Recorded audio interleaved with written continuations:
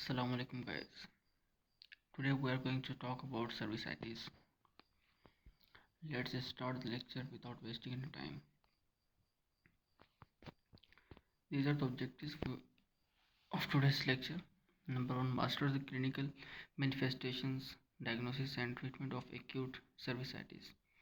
Number 2, master pathological classification and corresponding treatment of principles of chronic cervical inflammation. Master the pathology and the pathogenesis of pelvic inflammatory disease.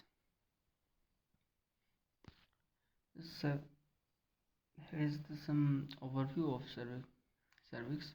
The cervix is divided into the cervix vaginal part and the cervical canal.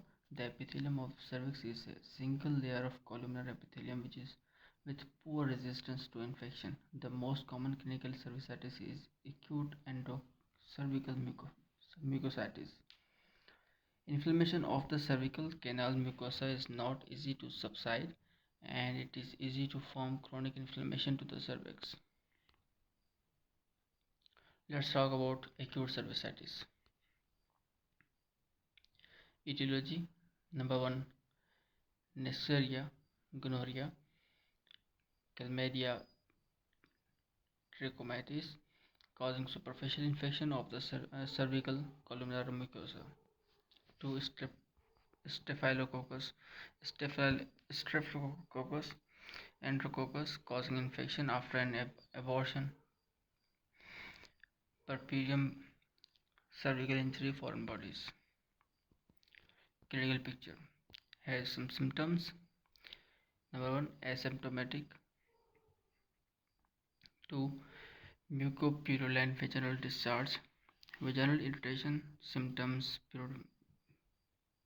pruritus, burning sensation, lumbosacral pain, intermenstrual bleeding, postcoital bleeding, symptoms of lower injury tract, signs are here: inflammation of the cervix with mucopurulent discharge, MPC of for mucopurulent cervicitis.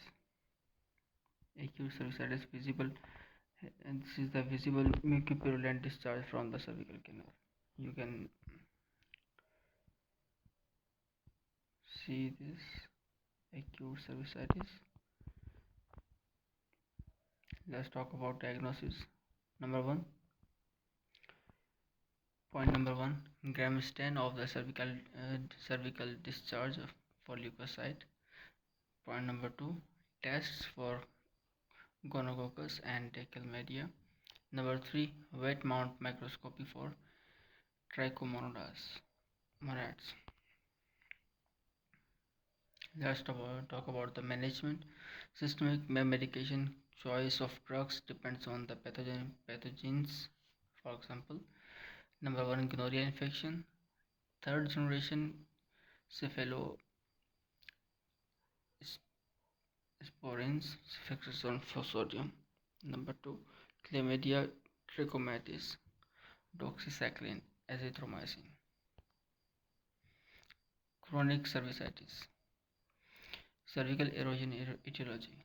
Number 1, when the stratified epithelium removes the vaginal portion of the cervix is replaced by the columnar epithelium which is continuous with that of the cervical canal. Point number 2, most erosion are not infected nor they are result of inflammation. Point number 3, occurs in the newborn pregnancy or oral contraceptives. Here is some physiological columnar heterotopia, transformative zone,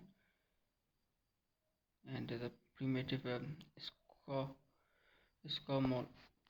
scamocolumnar junction, physiological scamocolumnar junction, manifestations of physiological columnar epithelium, heterosis under the colposcopy.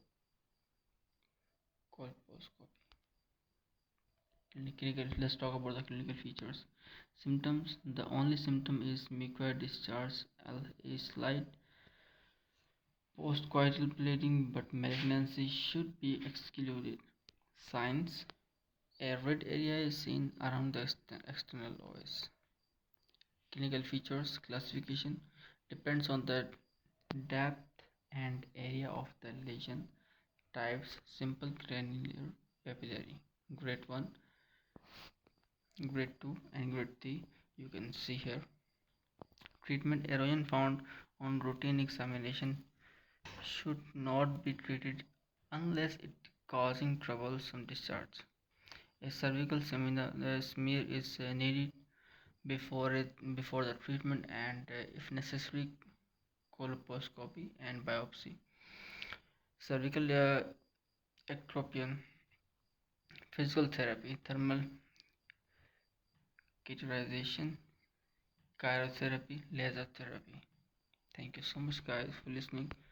I hope you like my video. Please like, comment, and subscribe my channel.